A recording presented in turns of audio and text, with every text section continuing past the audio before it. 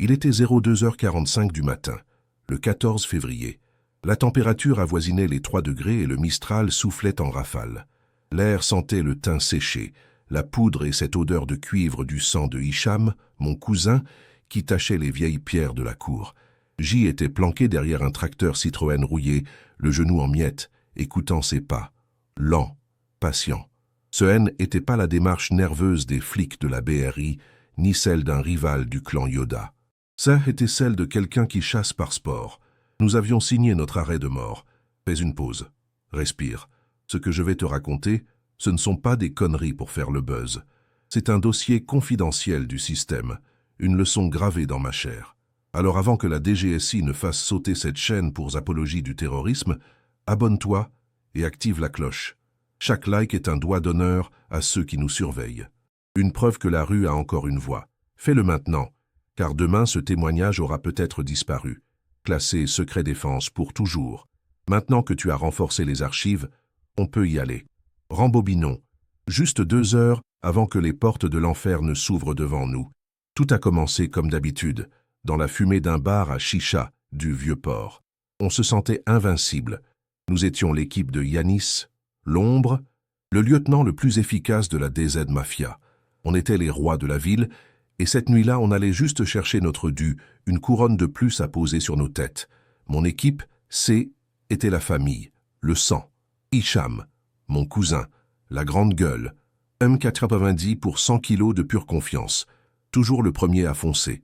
Il y avait aussi Sofiane, le petit jeune, à peine 19 ans, qui voulait faire ses preuves. Et puis Mourad et Karim, des fidèles, des soldats. On était 5, une main prête à se refermer sur n'importe quel plan. Notre hiérarchie était claire. Mes ordres étaient la parole d'Évangile et notre cohésion était notre plus grande force. Notre sentiment de puissance n'était pas une illusion. On contrôlait une partie des quartiers nord. On faisait des Lego fast qui ridiculisèrent les douanes et nos noms inspirèrent la peur ou le respect. On roulait en T-Max en roue arrière sur la canne-bière, des liasses d'euros dans les sacoches, des montres Audemars Piguet qui brillaient au poignet. On était le système dans le système, une force que même les flics les plus teigneux hésitaient à provoquer de front.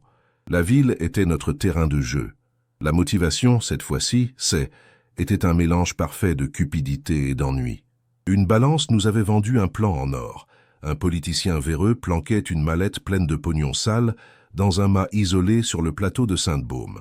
Un refuge protégé par un seul gardien, un « vieux fini », selon les mots de l'informateur. Était trop facile. Une opération de routine, presque une insulte à notre savoir-faire, une distraction bienvenue avant une plus grosse activité sur le port. Hicham avait ri en entendant les détails. Un travail propre. Plus facile que de voler le pourboire d'un touriste sur le port, avait-il lancé en écrasant sa cigarette. Son arrogance était contagieuse. Elle nous a tous contaminés. On a visualisé la scène des dizaines de fois. Une entrée rapide, une sortie propre, et le partage du butin au lever du soleil avec vue sur la mer. On ne planifiait pas un braquage, on organisait une simple cueillette. Le risque semblait absolument nul. Pour cette mission facile, on avait quand même sorti l'artillerie. On ne se déplace jamais à poil. 2 Kalachnikov venus des Balkans, parfaitement huilés, et 3 Glock 17 avec des chargeurs remplis de munitions à pointe creuse. On avait plus de puissance de feu qu'une patrouille de la gendarmerie nationale.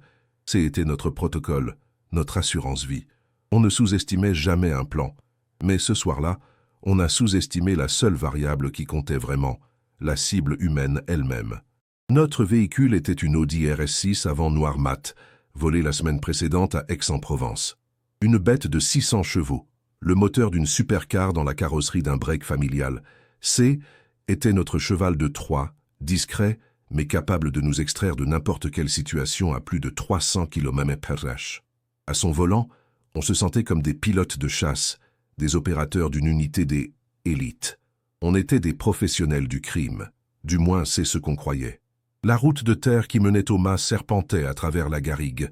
La voiture glissait en silence, tous feux éteints, guidés par ma seule vision nocturne. Dehors, la Provence était silencieuse, seulement troublée par le chant hypnotique des cigales et le souffle puissant du Mistral. L'air était chargé d'odeurs de pin, de romarin et de lavande sauvage. Une atmosphère paisible, presque mystique, qui contrastait violemment avec nos intentions hostiles. C'était le calme avant la tempête. On s'est arrêté à 200 mètres, établissant un périmètre visuel avec des jumelles thermiques. Le mas était une vieille bâtisse en pierre, solide, silencieuse, sous un ciel rempli d'étoiles. Une seule fenêtre était allumée au rez-de-chaussée. On a pu y distinguer la silhouette de Monsieur Laurent. Il bougeait lentement, avait l'air frêle, exactement comme la balance l'avait décrit. Un vieil homme seul dans une maison isolée. La cible passive parfaite. L'embuscade était en place. Le plan tactique était d'une simplicité enfantine. Karim, notre chauffeur et chouf désigné, restait en couverture avec la RS-6, prêt pour une extraction rapide. Sofiane et Mourad devaient faire diversion à l'entrée principale, juste assez de bruit pour attirer l'attention du vieux. Pendant ce temps, Hicham et moi passions par l'arrière, par la cuisine. Une entrée en force, mais discrète. Pas de coup de feu, pas de vacarme. On devait être des fantômes.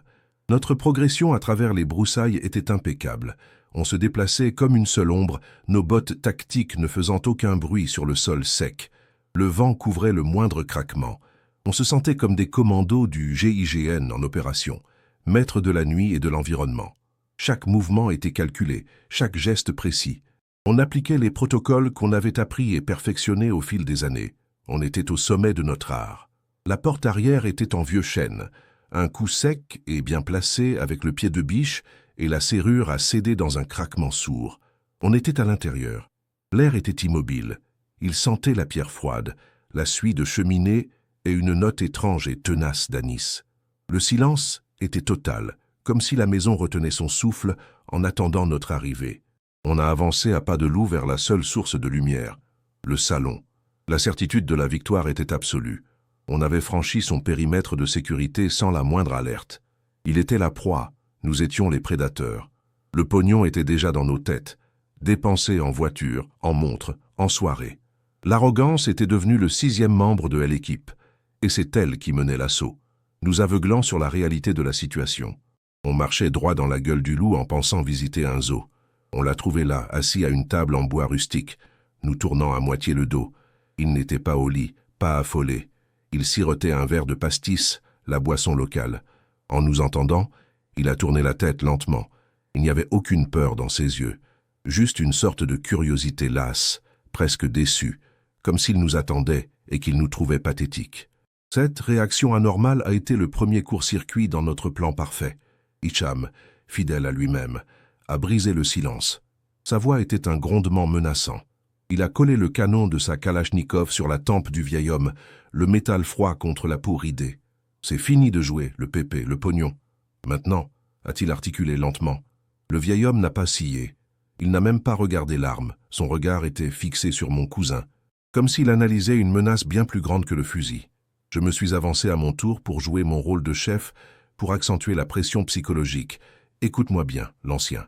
On n'est pas là pour discuter de ton pastis. Dis-nous où est la caisse ou ton prochain verre. Tu le boiras en enfer avec tes ancêtres. Ma voix, que je voulais glaciale, m'a semblé étrangement faible dans le silence pesant de cette pièce. Quelque chose n'allait pas. L'ambiance était fausse. Sa réaction a été le 2e signal d'alarme. Il a lentement baissé les yeux de mon visage vers le canon de l'arme, puis les a remontés vers moi. Son regard était insoutenable. Ce haine n'était pas le regard d'une victime terrorisée ou d'un civil en état de choc. Était un regard froid, calculateur, presque clinique. Était le regard d'un expert évaluant une situation, un officier inspectant des recrues incompétentes. J'ai senti un frisson glacial me parcourir l'échine. Puis j'ai vu le détail. Le truc qui ne collait pas du tout avec le personnage de vieux gardien fini. Ses mains. Elles étaient posées de chaque côté de son verre. Des mains de travailleur, noueuses et couvertes de cicatrices. Mais sur son avant-bras droit, un tatouage délavé par le temps et le soleil était encore visible. Une dague ailée. Le symbole du 2e régiment étranger de parachutistes. Les pires des pires. Les machines à tuer de la Légion étrangère. Mon sang s'est glacé dans mes veines. J'avais vu ce symbole dans des reportages sur les guerres en Afrique et en Afghanistan. Ces mecs N étaient pas des soldats ordinaires. Étaient L, élite de L élite. Des psychopathes entraînés par l'État pour survivre et tuer dans les pires conditions imaginables. Hicham, obsédé par l'argent, n'a rien vu. Son impatience était en train de nous faire commettre la plus grosse erreur de notre vie. Le vieil homme a finalement parlé. Sa voix était parfaitement calme, sans le moindre tremblement, mais elle avait une cadence militaire, précise et tranchante. « Mes amis, a-t-il dit en nous regardant tour à tour, vous avez fait une erreur tactique monumentale. » Il n'a pas crié, il n'a pas supplié. Il a posé un diagnostic, le diagnostic de notre mort imminente. Le ton était celui d'un instructeur, pas d'un otage. L'atmosphère de la pièce a basculé en une fraction de seconde. La dynamique chasseur-proie venait de s'inverser de la manière la plus brutale qui soit. L'air est devenu lourd, électrique, saturé d'une menace invisible mais palpable. Dehors, le Mistral semblait s'être arrêté de souffler, comme pour écouter. Le silence était devenu notre pire ennemi, car on savait qu'il allait être brisé par la violence. J'ai jeté un regard paniqué à Hicham, qui commençait à s'énerver, puis de nouveau au vieil homme. Ses yeux ne contenaient plus de la curiosité, mais la promesse d'une violence pure, technique, une violence que tout notre arsenal ne pourrait jamais contenir. Pour la première fois de la nuit, et peut-être de ma vie, j'ai compris que nous n'avions absolument aucun contrôle sur la situation. Nous étions tombés dans son piège. D'un coup, la lumière s'est éteinte. Je n'ai vu aucun geste, aucun mouvement, un blackout total. Pas l'obscurité d'une ville avec ses lueurs parasites, mais le noir absolu et suffocant de la campagne profonde. Une chape de plomb est tombée sur nous. La panique, froide et visqueuse, a commencé à monter dans ma gorge. On était aveugle sur son territoire, et lui, il connaissait chaque recoin de cette putain de maison. Sofiane, le gamin, a craqué le premier. « Je vais voir le générateur dehors », a-t-il murmuré d'une voix tremblante. Il a fait un pas vers la porte. On a entendu un bruit sourd et humide, suivi d'un gargouillis étouffé. Puis, le silence. Un silence terrifiant. Il n'a même pas eu le temps de crier. Il venait de être effacé de l'équation, comme une simple erreur de calcul. Une perte sèche, une basse comptable. Enragé et terrifié, Hicham a fait ce qu'il ne fallait pas faire. Il a vidé un demi-chargeur dans le noir, les balles traçantes illuminant la pièce par éclairs et ricochant sur les murs en pierre. Une erreur de débutant. Il venait de donner sa position exacte. J'ai entendu un bruit de lutte, le son d'un corps lourd traîné sur le sol, puis la porte de la cave qui grince. Il l'avait attrapé. De la cave est monté un son que mon cerveau a refusé de comprendre au début. Pas un coup de feu. Le bruit écœurant et humide d'un os qui se brise. Un craquement sec, suivi d'un cri de douleur inhumain de Hicham, brutalement interrompu. Le prédateur n'utilisait pas d'arme à feu. Il se servait de l'obscurité, de l'environnement, de sa force physique. Il nous démantelait pièce par pièce, méthodiquement, en silence. À mon tour de paniquer. J'ai cru voir une ombre bouger près de la grande cheminée et j'ai tiré une rafale de Kalachnikov. Les balles ont fait jaillir des étincelles de la pierre, mais la forme avait déjà disparu. Il jouait avec nous, il nous faisait danser. Il nous utilisait comme des pantins dans son propre théâtre de la mort. Chaque tir de notre part était une information qu'on lui donnait gratuitement. Soudain, quelque chose a volé depuis les ténèbres du plafond. Ce N n'était pas une balle. C était une vieille fourche à foin, à 3 dents rouillées. Elle a frappé Mourad en pleine poitrine avec une force incroyable, le clouant littéralement à la porte d'entrée comme un papillon dans la collection d'un entomologiste. Il est resté là, suspendu, les yeux grands ouverts de surprise, avant de s'affaisser. Le chaos était total. J'ai tout lâché. L'arme, le plan, l'argent, mes frères. J'ai couru. Mon seul protocole était devenu l'extraction. J'ai foncé vers la cour, vers l'Audi, vers Karim, vers la vie. J'ai défoncé la porte et j'ai déboulé dans la nuit froide et lunaire. À l'air glacé brûlant mes poumons. J était redevenu un animal qui ne pense qu'à sa survie. J était la proie. J'ai fait à peine 10 mètres dans la cour en gravier quand j'ai entendu la fenêtre du premier étage coulisser. J'ai levé la tête et je l'ai vu. Sa silhouette se découpait parfaitement sur le ciel étoilé. Il y a eu une seule détonation, sèche et assourdissante. Ce N n'était pas le vacarme d'une calache, mais le claquement net et précis d'un revolver Manurine MR173. L'arme des connaisseurs, des tireurs d'élite. La balle de calibre .357. Magnum ne m'a pas tué. Son intention était bien plus précise, bien plus cruelle. Elle a percuté mon genou gauche et mon monde a explosé en une douleur blanche et insoutenable. Le bruit de mon propre os se désintégrant dans le silence de la nuit provençale a été la dernière chose que j'ai entendue. Il était 02h45 du matin, le 14 février. La température flirtait avec les 3 degrés et le Mistral hurlait en rafale. L'air sentait le thym séché, la poudre et cette odeur de cuivre du sang de Hicham, mon cousin, qui tachait les vieilles pierres de la cour. J était planqué derrière un tracteur Citroën rouillé, le genou en miettes, écoutant ses pas, lent, patient. Ce N n'était pas la démarche nerveuse des flics de la BRI, ni celle d'un rival du clan Yoda. C était celle de quelqu'un qui chasse par sport. Nous avions signé notre arrêt de mort. Fais une pause. Respire. Ce que je vais te raconter. Ce ne sont pas des conneries pour faire le buzz sur TikTok. C'est un dossier confidentiel du système. Une leçon tactique gravée dans ma propre chair. Alors avant que la DGSI ne fasse sauter cette chaîne pour apologie du terrorisme ou divulgation d'informations sensibles, abonne-toi et active cette putain de cloche. Chaque like est un doigt d'honneur à ceux qui nous surveillent. Une preuve que la rue a encore une voix. Fais-le maintenant, car demain ce témoignage aura peut-être disparu à jamais. Maintenant que tu as renforcé les archives et sécurisé ce canal, on peut y aller. Rembobinons la cassette, juste 2 heures avant que les portes de l'enfer ne s'ouvrent en grand devant nous. Tout a commencé comme d'habitude, dans la fumée épaisse d'un bar à chicha du vieux port, au milieu des rires gras et des plans faciles. On se sentait invincible, les rois de Marseille. Nous étions mon équipe, des soldats fidèles. Et cette nuit-là, on allait juste chercher notre dû. Une simple formalité. Mon équipe, C, était la famille, le sang. Hicham, mon cousin, la grande gueule, 1,90 pour 100 kilos de pure confiance, toujours le premier à foncer tête baissée. Il y avait aussi Sofiane, le petit jeune, à peine 19 ans, qui voulait faire ses preuves et monter en grade dans le système. Et puis, Mourad et Karim, des fidèles, des soldats qui exécutaient les ordres sans poser de questions. On était 5, une main prête à se refermer sur n'importe quel plan, n'importe quel actif. Notre sentiment de puissance N n'était pas une illusion. On contrôlait une partie des quartiers nord, on faisait des go fast qui ridiculisaient les douanes et nos noms inspiraient la peur ou le respect. On roulait en T-Max en roue arrière sur la Canebière, des liasses d'euros dans les sacoches, des montres Audemars Piguet qui brillaient au poignet. On était le système dans le système, une force que même les flics les plus teigneux de la BAC Nord hésitaient à provoquer de front. La ville était notre terrain de jeu. La motivation, cette fois-ci, C, était un mélange parfait de cupidité et d'ennui. Une balance nous avait vendu un plan en or. Un politicien véreux planquait une mallette pleine de pognon sale dans un mât isolé sur le plateau de Sainte-Baume. Un refuge protégé par un seul gardien. Un vieux fini, selon les mots de l'informateur.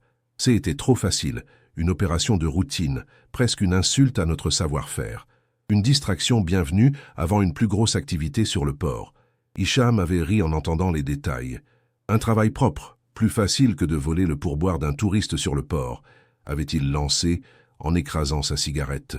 Son arrogance était contagieuse. Elle nous a tous contaminés.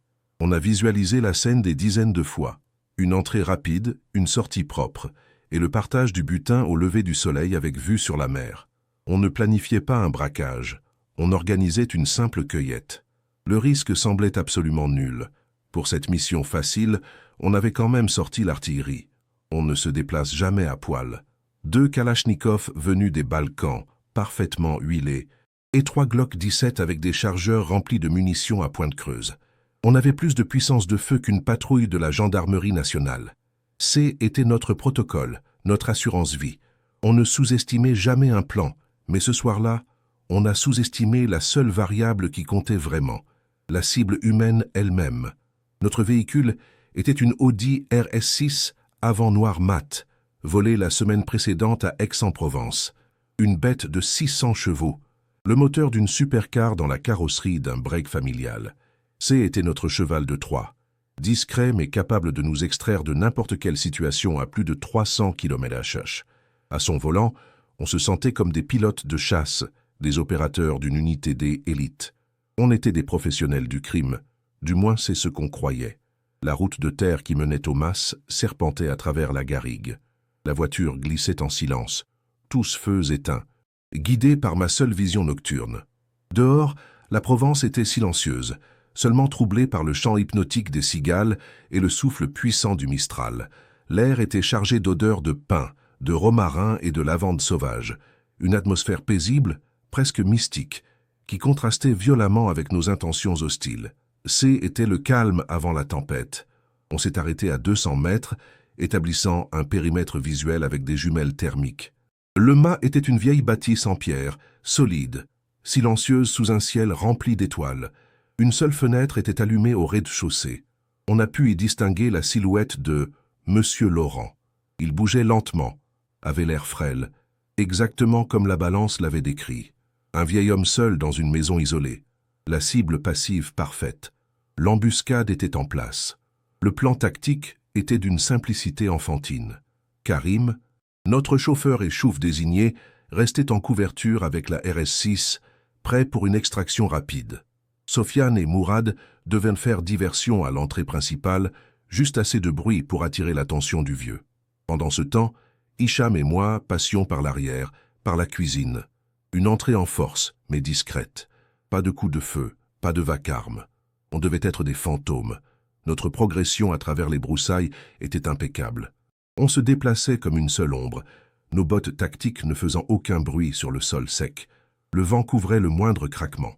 On se sentait comme des commandos du GIGN en opération, maîtres de la nuit et de l'environnement. Chaque mouvement était calculé, chaque geste précis. On appliquait les protocoles qu'on avait appris et perfectionnés au fil des années. On était au sommet de notre art. La porte arrière était en vieux chêne.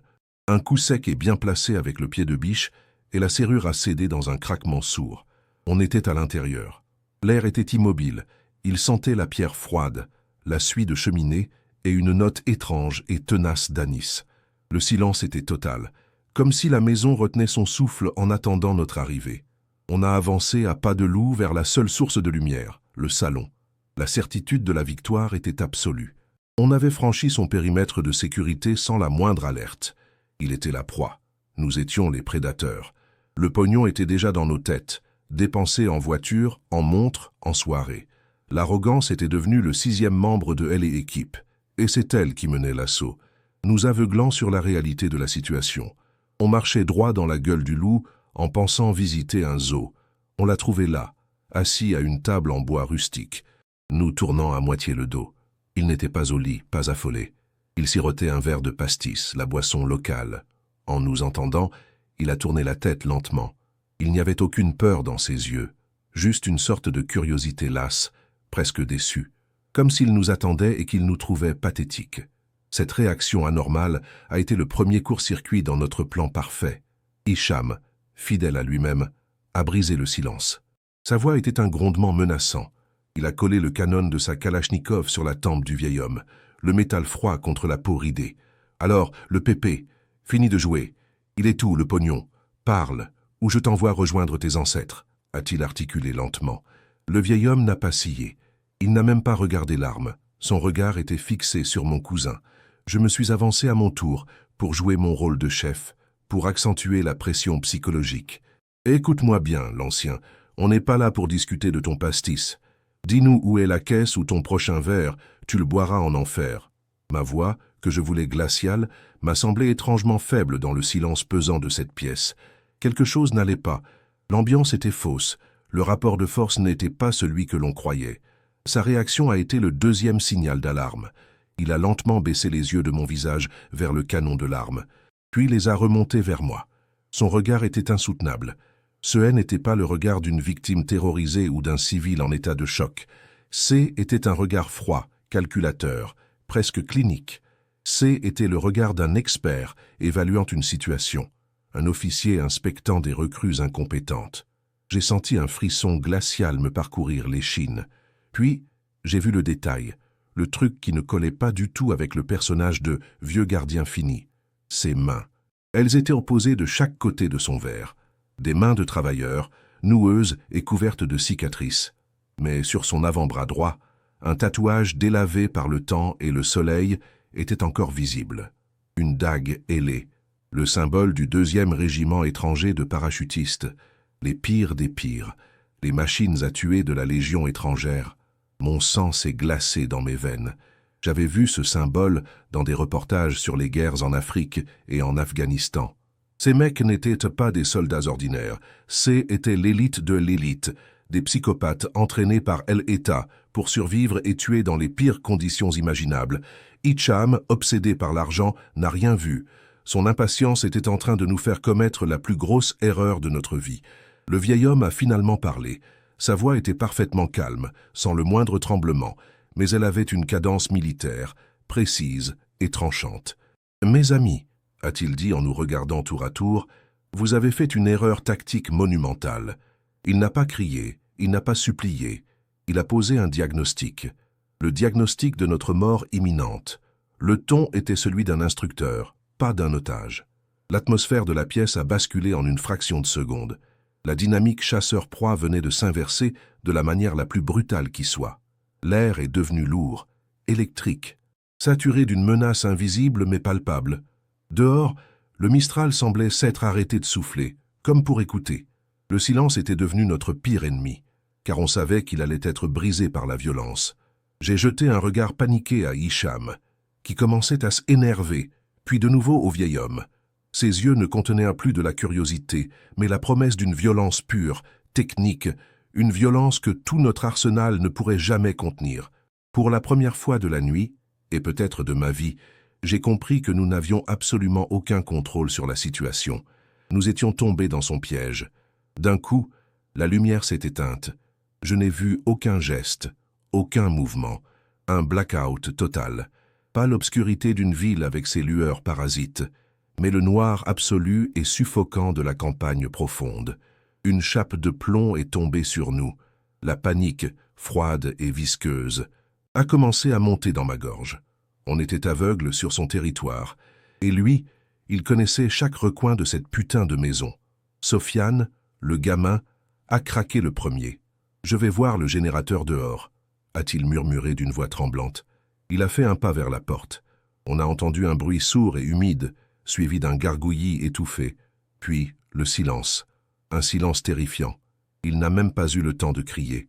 Il venait d'être effacé de l'équation, comme une simple erreur de calcul. Une perte sèche, une base comptable.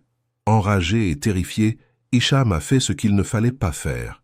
Il a vidé un demi-chargeur dans le noir, les balles traçantes illuminant la pièce par éclair et ricochant sur les murs en pierre. Une erreur de débutant. Il venait de donner sa position exacte. J'ai entendu un bruit de lutte, le son d'un corps lourd traîné sur le sol, puis la porte de la cave qui grince. Il l'avait attrapé. De la cave est monté un son que mon cerveau a refusé de comprendre au début. Pas un coup de feu, le bruit écœurant et humide d'un os qui se brise. Un craquement sec, suivi d'un cri de douleur inhumain de Hicham, brutalement interrompu. Le prédateur n'utilisait pas d'arme à feu. Il se servait de l'obscurité, de l'environnement, de sa force physique. Il nous démantelait, pièce par pièce, méthodiquement, en silence. À mon tour de paniquer, j'ai cru voir une ombre bouger près de la grande cheminée et j'ai tiré une rafale de Kalachnikov. Les balles ont fait jaillir des étincelles de la pierre, mais la forme avait déjà disparu. Il jouait avec nous, il nous faisait danser. Il nous utilisait comme des pantins dans son propre théâtre de la mort. Chaque tir de notre part était une information qu'on lui donnait gratuitement. Soudain, quelque chose a volé depuis les ténèbres du plafond. Ce n'était pas une balle. Était une vieille fourche à foin, à 3 dents rouillées. Elle a frappé Mourad en pleine poitrine avec une force incroyable, le clouant littéralement à la porte d'entrée comme un papillon dans la collection d'un entomologiste. Il est resté là, suspendu, les yeux grands ouverts de surprise, avant de s'affaisser. Le chaos était total, j'ai tout lâché. L'arme, le plan, l'argent, mes frères, j'ai couru. Mon seul protocole était devenu l'extraction. J'ai foncé vers la cour, vers Lodi, vers Karim, vers la vie. J'ai défoncé la porte et j'ai déboulé dans la nuit froide et lunaire, l'air glacé brûlant mes poumons. J était redevenu un animal qui ne pense que à sa survie. J était la proie. J'ai fait à peine 10 mètres dans la cour en gravier quand j'ai entendu la fenêtre du premier étage coulisser. J'ai levé la tête et je l'ai vu. Sa silhouette se découpait parfaitement sur le ciel étoilé. Il y a eu une seule détonation, sèche et assourdissante. Ce N n'était pas le vacarme d'une calache, mais le claquement net et précis d'un revolver Manurine MR173, l'arme des connaisseurs, des tireurs d'élite. La balle de calibre 357 Magnum ne m'a pas tué. Son intention était bien plus précise, bien plus cruelle. Elle a percuté mon genou gauche et mon monde a explosé en une douleur blanche et insoutenable. Le bruit de mon propre os se désintégrant dans le silence de la nuit provençale a été la dernière chose que j'ai entendue avant de m'évanouir. La chasse était terminée. Il avait gagné. Le soleil de Provence, quand il s'est levé, était d'une beauté insoutenable. J'y étais allongé sur le sol froid, le sang coagulé sur ma jambe. Monsieur Laurent, ou plutôt Alain Dubois, était assis à côté de moi, nettoyant une vieille dague de combat de la Légion avec un calme olympien. Mes 4 partenaires étaient alignés dans la cour, comme pour une inspection militaire. La scène était propre, presque clinique. Pas de chaos, juste le résultat d'un travail professionnel. 2 voitures noires, des berlines sans aucune identification, sont arrivées par le chemin de terre. Des hommes en costume en sont sortis. Pas des flics, pas des gendarmes, des agents de la DGSI. Ils ont salué Laurent d'un signe de tête respectueux. Tout en ordre, Alain a demandé l'un d'eux. Il n'était pas là pour enquêter. Ils étaient là pour nettoyer la scène pour lui, pour effacer les traces de son activité. Ma reddition a été la plus grande humiliation de ma vie. Un simple gendarme, appelé sur les lieux bien après, m'a passé les menottes et m'a jeté à l'arrière d'un fourgon comme un sac de pommes de terre. Les agents en costume me regardaient avec un mépris glacial. Je n'étais pas un criminel dangereux à leurs yeux. C'était juste un insecte qui avait eu la malchance de déranger l'un des leurs. J'y étais un dommage collatéral. Le jugement a été une farce. On m'a condamné à 25 ans de réclusion criminelle pour vol à main armée avec résultat de mort et association de malfaiteurs. Pour le système judiciaire, J était le chef d'un gang qui avait massacré ses propres membres lors d'un règlement de compte qui avait mal tourné. Le nom d'Alain Dubois n'a jamais été mentionné. Il n'existait pas dans le dossier. Il était un fantôme protégé par l'État. Aujourd'hui, 11 ans plus tard, je croupis à la prison des Baumettes. Mon genou craque à chaque pas que je fais dans la cour. Un rappel constant de cette nuit-là. Je boite plus que le soi-disant vieux fini que nous étions venus dépouiller. Dans le milieu, je suis devenu une blague, une légende à ne pas suivre. Le génie qui a perdu toute son équipe et un arsenal face à un seul retraité. Dehors, personne n'a jamais plus entendu parler d'Alain Dubois. Il s'est volatilisé, probablement déplacé vers un autre mas isolé, un autre sanctuaire. L'histoire de notre échec est devenue un mythe chuchoté dans les cellules et les bars à chicha de Marseille. La légende du fantôme de Sainte-Baume. Une histoire d'horreur pour rappeler aux jeunes loups trop arrogants qu'il y a des portes qu'il ne faut jamais, jamais ouvrir. Je n'ai jamais reçu de lettre, ni de visite. Mon seul contact avec lui a été ce regard, juste avant que les gendarmes ne m'embarquent. Il n'y avait ni haine, ni pitié, juste le vide. Le regard d'un homme qui a vu et fait des choses que mon esprit de petit caïd ne pourra jamais concevoir. Il n'était pas un monstre. Il était simplement d'un autre niveau dans la chaîne alimentaire, un prédateur alpha. La leçon finale, celle que je repasse en boucle chaque nuit dans ma cellule, est simple. À Marseille, on se prend pour des requins nageant dans la Méditerranée. On pense être les plus forts, les plus malins. Mais ce jour-là, on a essayé de mordre un mégalodon. Et le pire dans tout ça, c'est que le monstre n'avait même pas faim. C'est nous qui avons frappé à la porte de sa cage pour le réveiller. Mon équipe, était la famille, le sang. Hicham, mon cousin, la grande gueule, 1,90 pour 100 kilos de pure confiance, toujours le premier à foncer tête baissée. Il y avait aussi Sofiane, le petit jeune, à peine 19 ans, qui voulait faire ses preuves et monter en grade dans le système. Et puis Mourad et Karim, des fidèles, des soldats, qui exécutaient les ordres sans poser de questions. On était 5, une main prête à se refermer sur n'importe quel plan, n'importe quel actif. Notre sentiment de puissance, haine, n'était pas une illusion. On contrôlait une partie des quartiers nord. On faisait des go-fast qui ridiculisaient les douanes. Et nos noms inspirèrent la peur ou le respect. On roulait en T-Max en roue arrière sur la canebière, des liasses d'euros dans les sacoches, des montres Audemars Piguet qui brillaient au poignet. On était le système dans le système, une force que même les keufs les plus teigneux de la BAC Nord hésitaient à provoquer de front. La ville était notre terrain de jeu. La motivation, cette fois-ci. Ça était un mélange parfait de cupidité et d'ennui. Une balance nous avait vendu un plan en or. Un politicien véreux planquait une mallette pleine de pognon sale dans un mât isolé sur le plateau de Sainte-Baume. Un refuge protégé par un seul gardien, un vieux fini, selon les mots de l'informateur. C'était trop facile, une opération de routine, presque une insulte à notre savoir-faire, une distraction bienvenue avant une plus grosse activité sur le port. Hicham avait ri en entendant les détails. Un travail propre, plus facile que de voler le pourboire d'un touriste sur le port, avait-il lancé en écrasant sa cigarette. Son arrogance était contagieuse, elle nous a tous contaminés. On a visualisé la scène des dizaines de fois, une entrée rapide, une sortie propre et le partage du butin au lever du soleil avec vue sur la mer. On ne planifiait pas un braquage, on organisait une simple cueillette. Le risque semblait absolument nul. Pour cette mission facile, on avait quand même sorti l'artillerie. On ne se déplace jamais à poil. 2 Kalachnikov venus des Balkans, parfaitement huilés, et 3 Glock 17 avec des chargeurs remplis de munitions à pointe creuse. On avait plus de puissance de feu qu'une patrouille de la gendarmerie nationale. C'était notre protocole, notre assurance-vie. On ne sous-estimait jamais un plan. Mais ce soir-là, on a sous-estimé la seule variable qui comptait vraiment, la cible humaine elle-même. Notre véhicule était une Audi RS6 avant noir mat, volée la semaine précédente à Aix-en-Provence. Une bête de 600 chevaux, le moteur d'une supercar dans la carrosserie d'un break familial. C'était notre cheval de Troie, discret mais capable de nous extraire de n'importe quelle situation à plus de 300 km/h.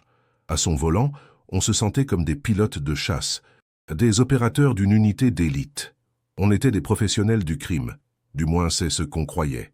La route de terre qui menait au mât serpentait à travers la garrigue. La voiture glissait en silence, tous feux éteints, guidés par ma seule vision nocturne. Dehors, la Provence était silencieuse, seulement troublée par le chant hypnotique des cigales et le souffle puissant du Mistral. L'air était chargé d'odeurs de pin, de romarin et de lavande sauvage. Une atmosphère paisible, presque mystique, qui contrastait violemment avec nos intentions hostiles. C'était le calme avant la tempête, le décor parfait pour une tragédie. On s'est arrêté à 200 mètres, établissant un périmètre visuel avec des jumelles thermiques. Le mât était une vieille bâtisse en pierre, solide, silencieuse sous un ciel rempli d'étoiles. Une seule fenêtre était allumée au rez-de-chaussée. On a pu y distinguer la silhouette de Monsieur Laurent. Il bougeait lentement, avait l'air frêle, exactement comme la balance l'avait décrit. Un vieil homme seul dans une maison isolée. La cible passive parfaite. L'embuscade était en place, et la proie ne se doutait de rien. Le plan tactique était d'une simplicité enfantine. Karim, notre chauffeur et chouf désigné, restait en couverture avec la RS6, prêt pour une extraction rapide. Sofiane et Mourad devaient faire diversion à l'entrée principale. Juste assez de bruit pour attirer l'attention du vieux. Pendant ce temps, Hicham et moi passions par l'arrière, par la cuisine. Une entrée en force, mais discrète. Pas de coup de feu, pas de vacarme. On devait être des fantômes, invisibles et efficaces. Notre progression à travers les broussailles était impeccable. On se déplaçait comme une seule ombre, nos bottes tactiques ne faisant aucun bruit sur le sol sec. Le vent couvrait le moindre craquement. On se sentait comme des commandos du GIGN en opération, maîtres de la nuit et de l'environnement. Chaque mouvement était calculé, chaque geste précis. On appliquait les protocoles qu'on avait appris et perfectionnés au fil des années. On était au sommet de notre art, les prédateurs ultimes. La porte arrière était en vieux chêne. Un coup sec et bien placé avec le pied de biche et la serrure a cédé dans un craquement sourd. On était à l'intérieur. L'air était immobile. Il sentait la pierre froide, la suie de cheminée et une note étrange et tenace d'anis. Le silence était total, comme si la maison retenait son souffle en attendant notre arrivée. On a avancé à pas de loup vers la seule source de lumière, le salon, le cœur de notre opération. La certitude de la victoire était absolue. On avait franchi son périmètre de sécurité sans la moindre alerte. Il était la proie, nous étions les prédateurs. Le pognon était déjà dans nos têtes. Dépensé en voiture, en montre, en soirée. L'arrogance était devenue le 6e membre de l'équipe, et c'est elle qui menait l'assaut, nous aveuglant sur la réalité de la situation. On marchait droit dans la gueule du loup en pensant visiter un zoo. On l'a trouvé là, assis à une table en bois rustique, nous tournant à moitié le dos. Il n'était pas au lit, pas affolé. Il sirotait un verre de pastis, la boisson locale. En nous entendant, il a tourné la tête lentement. Il n'y avait aucune peur dans ses yeux, juste une sorte de curiosité lasse, presque déçue, comme s'il nous attendait et qu'il nous trouvait pathétiques. Cette réaction anormale a été le premier court-circuit dans notre plan parfait. Hicham, fidèle à lui-même, a brisé le silence. Sa voix était un grondement menaçant. Il a collé le canon de sa Kalachnikov sur la tempe du vieil homme, le métal froid contre la peau ridée. Alors, le pépé. Fini de jouer. Il est tout. Le pognon. Parle, ou je t'envoie rejoindre tes ancêtres, a-t-il articulé lentement. Le vieil homme n'a pas scié. Il n'a même pas regardé l'arme. Son regard était fixé sur mon cousin. Je me suis avancé à mon tour pour jouer mon rôle de chef, pour accentuer la pression psychologique. Écoute-moi bien, l'ancien. On n'est pas là pour discuter de ton pastis. Dis-nous où est la caisse ou ton prochain verre. Tu le boiras en enfer. Ma voix, que je voulais glaciale, m'a semblé étrangement faible dans le silence pesant de cette pièce. Quelque chose n'allait pas. L'ambiance était fausse. Le rapport de force-haine n'était pas celui que l'on croyait. Sa réaction a été le deuxième signal d'alarme. Il a lentement baissé les yeux de mon visage vers le canon de l'arme, puis les a remontés vers moi. Son regard était insoutenable. Ce haine n'était pas le regard d'une victime terrorisée ou d'un civil en état de choc. Était un regard froid, calculateur, presque clinique. Était le regard d'un expert évaluant une situation, un officier inspectant des recrues incompétentes. J'ai senti un frisson glacial me parcourir l'échine, puis j'ai vu le détail, le truc qui ne collait pas du tout avec le personnage de « vieux gardien fini ». Ses mains. Elles étaient posées de chaque côté de son verre, des mains de travailleur, noueuses et couvertes de cicatrices. Mais sur son avant-bras droit, un tatouage délavé par le temps et le soleil était encore visible. Une dague ailée, le symbole du 2e régiment étranger de parachutistes, les pires des pires, les machines à tuer de la Légion étrangère. Mon sang s'est glacé dans mes veines. J'avais vu ce symbole dans des reportages sur les guerres en Afrique et en Afghanistan. Ces mecs n'étaient pas des soldats ordinaires. Étaient l'élite de l'élite. Des psychopathes entraînés par l'État pour survivre et tuer dans les pires conditions imaginables. Hicham, obsédé par l'argent, n'a rien vu. Son impatience était en train de nous faire commettre la plus grosse erreur de notre vie. Le vieil homme a finalement parlé. Sa voix était parfaitement calme, sans le moindre tremblement, mais elle avait une cadence militaire, précise et tranchante. « Mes amis », a-t-il dit en nous regardant tour à tour, « vous avez fait une erreur tactique monumentale. » Il n'a pas crié, il n'a pas supplié. Il a posé un diagnostic, le diagnostic de notre mort imminente. Le ton était celui d'un instructeur, pas d'un otage. L'atmosphère de la pièce a basculé en une fraction de seconde. La dynamique chasseur-proie venait de s'inverser de la manière la plus brutale qui soit. L'air est devenu lourd, électrique, saturé d'une menace invisible mais palpable. Dehors, le Mistral semblait s'être arrêté de souffler, comme pour écouter. Le silence était devenu notre pire ennemi, car on savait qu'il allait être brisé par la violence la plus pure. J'ai jeté un regard paniqué à Hicham, qui commençait à s'énerver, puis de nouveau au vieil homme. Ses yeux ne contenaient plus de la curiosité, mais la promesse d'une violence pure, technique, une violence que tout notre arsenal ne pourrait jamais contenir. Pour la première fois de la nuit, et peut-être de ma vie, j'ai compris que nous n'avions absolument aucun contrôle sur la situation. Nous étions tombés dans son piège, et il allait le refermer sur nous. D'un coup, la lumière s'est éteinte. Je n'ai vu aucun geste, aucun mouvement. Un blackout total. Pas l'obscurité d'une ville avec ses lueurs parasites, mais le noir absolu et suffocant de la campagne profonde. Une chape de plomb est tombée sur nous. La panique, froide et visqueuse, a commencé à monter dans ma gorge. On était aveugle sur son territoire.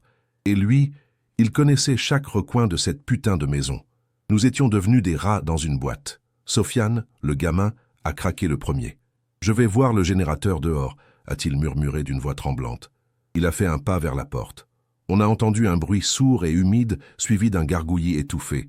Puis le silence, un silence terrifiant. Il n'a même pas eu le temps de crier. Il venait d'être effacé de l'équation, comme une simple erreur de calcul. Une perte sèche, une base comptable. La première pièce de notre échiquier venait de disparaître. Enragé et terrifié, Hicham a fait ce qu'il ne fallait pas faire.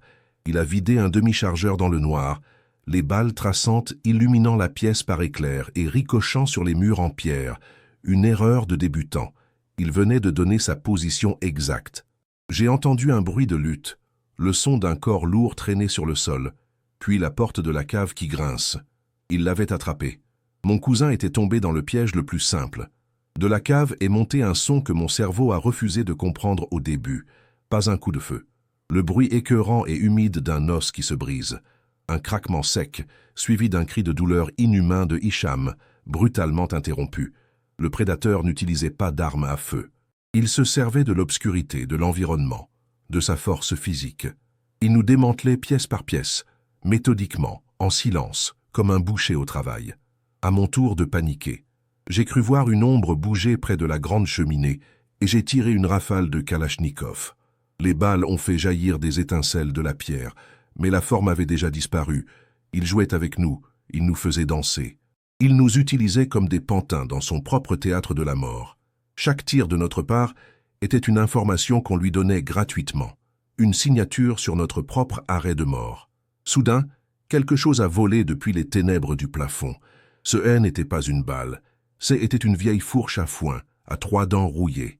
Elle a frappé Mourad en pleine poitrine avec une force incroyable, le clouant littéralement à la porte d'entrée comme un papillon dans la collection d'un entomologiste. Il est resté là, suspendu, les yeux grands ouverts de surprise, avant de s'affaisser. Le chaos était total, la boucherie avait commencé. J'ai tout lâché. L'arme, le plan, le pognon, mes frères. J'ai couru. Mon seul protocole était devenu l'extraction. J'ai foncé vers la cour, vers Lodi, vers Karim, vers la vie. J'ai défoncé la porte et j'ai déboulé dans la nuit froide et lunaire, l'air glacé brûlant mes poumons. J était redevenu un animal qui ne pense qu'à sa survie. J était la proie, fuyant une menace que je ne pouvais ni voir ni comprendre. J'ai fait à peine 10 mètres dans la cour en gravier quand j'ai entendu la fenêtre du premier étage coulisser. J'ai levé la tête et je l'ai vu. Sa silhouette se découpait parfaitement sur le ciel étoilé. Il y a eu une seule détonation, sèche et assourdissante. Ce haine n'était pas le vacarme d'une calache, mais le claquement net et précis d'un revolver Manurine MR73, l'arme des connaisseurs, des tireurs d'élite, des professionnels de la mort, la balle de calibre .357. Magnum ne m'a pas tué. Son intention était bien plus précise, bien plus cruelle. Elle a percuté mon genou gauche et mon monde a explosé en une douleur blanche et insoutenable. Le bruit de mon propre os se désintégrant dans le silence de la nuit provençale a été la dernière chose que j'ai entendue avant de m'évanouir. La chasse était terminée. Il avait gagné. L'opération était un échec total. Le soleil de Provence, quand il s'est levé, était d'une beauté insoutenable, presque ironique. J'y étais allongé sur le sol froid, le sang coagulé sur ma jambe, formant une croûte rigide. Monsieur Laurent, ou plutôt Alain Dubois, était assis à côté de moi sur une vieille chaise en paille, nettoyant une dague de combat de la Légion avec un calme olympien. Mes 4 partenaires étaient alignés dans la cour, comme pour une inspection militaire. La scène était propre, presque clinique. Pas de chaos, juste le résultat d'un travail professionnel. 2 voitures noires, des berlines sans aucune identification, sont arrivées par le chemin de terre en soulevant un nuage de poussière. Des hommes en costume en sont sortis, se déplaçant avec une efficacité silencieuse. Pas des flics, pas des gendarmes, des agents de la DGSI. Ils ont salué Laurent d'un signe de tête respectueux. Tout en ordre, Alain a demandé l'un d'eux. Il n'était pas là pour enquêter. Ils étaient là pour nettoyer la scène pour lui, pour effacer les traces de son activité. Ma reddition a été la plus grande humiliation de ma vie. Un simple gendarme, appelé sur les lieux bien après, m'a passé les menottes et m'a jeté à l'arrière d'un fourgon comme un sac de pommes de terre. Les agents en costume me regardaient avec un mépris glacial. Je n'étais pas un criminel dangereux à leurs yeux. J était juste un insecte qui avait eu la malchance de déranger l'un des leurs. J était un dommage collatéral, une simple formalité administrative à régler. Le jugement a été une farce. On m'a condamné à 25 ans de réclusion criminelle pour vol à main armée avec résultat de mort et association de malfaiteurs. Pour le système judiciaire, J était le chef d'un gang qui avait massacré ses propres membres lors d'un règlement de compte qui avait mal tourné. Le nom d'Alain Dubois n'a jamais été mentionné. Il n'existait pas dans le dossier. Il était un fantôme protégé par l'État, une légende vivante dont j'avais croisé la route. À peine le verdict prononcé, j'ai été transféré directement à la prison des Baumettes. Mon genou me lançait à chaque chaos du fourgon, un rappel constant de cette nuit-là, Je boitais déjà plus que le soi-disant vieux fini que nous étions venus dépouiller. Avant même que la porte de ma cellule ne se referme, l'histoire circulait déjà dans le milieu, déformée et amplifiée. J était devenu une blague, une légende à ne pas suivre. Le génie qui avait perdu toute son équipe face à un seul retraité. Aujourd'hui, 11 ans plus tard, je croupis à la prison des Baumettes. Mon genou craque à chaque pas que je fais dans la cour. Un rappel constant de cette nuit-là. Je boite plus que le soi-disant « vieux fini » que nous étions venus dépouiller. Dans le milieu, je suis devenu une blague, une légende à ne pas suivre. Le génie qui a perdu toute son équipe et un arsenal face à un seul retraité. Mon ombre n'est plus que celle d'un homme brisé. Dehors, personne n'a jamais plus entendu parler d'Alain Dubois. Il s'est volatilisé, probablement déplacé vers un autre mas isolé, un autre sanctuaire. L'histoire de notre échec est devenue un mythe chuchoté dans les cellules et les bars à chicha de Marseille. La légende du fantôme de Sainte-Baume. Une histoire d'horreur pour rappeler aux jeunes loups trop arrogants qu'il y a des portes qu'il ne faut jamais, au grand jamais, essayer d'ouvrir de force. Je n'ai jamais reçu de lettre, ni de visite. Mon seul contact avec lui a été ce regard, juste avant que les gendarmes ne m'embarquent. Il n'y avait ni haine, ni pitié, juste le vide. Le regard d'un homme qui a vu et fait des choses que mon esprit de petit caïd ne pourra jamais concevoir. Il n'était pas un monstre. Il était simplement d'un autre niveau dans la chaîne alimentaire, un prédateur alpha qui venait de nettoyer son territoire. La leçon finale, celle que je repasse en boucle chaque nuit dans ma cellule, est simple. À Marseille, on se prend pour des requins nageant dans la Méditerranée. On pense être les plus forts, les plus malins. Mais ce jour-là, on a essayé de mordre un mégalodon. Et le pire dans tout ça, c'est que le monstre n'avait même pas faim. C'est nous qui avons frappé à la porte de sa cage pour le réveiller.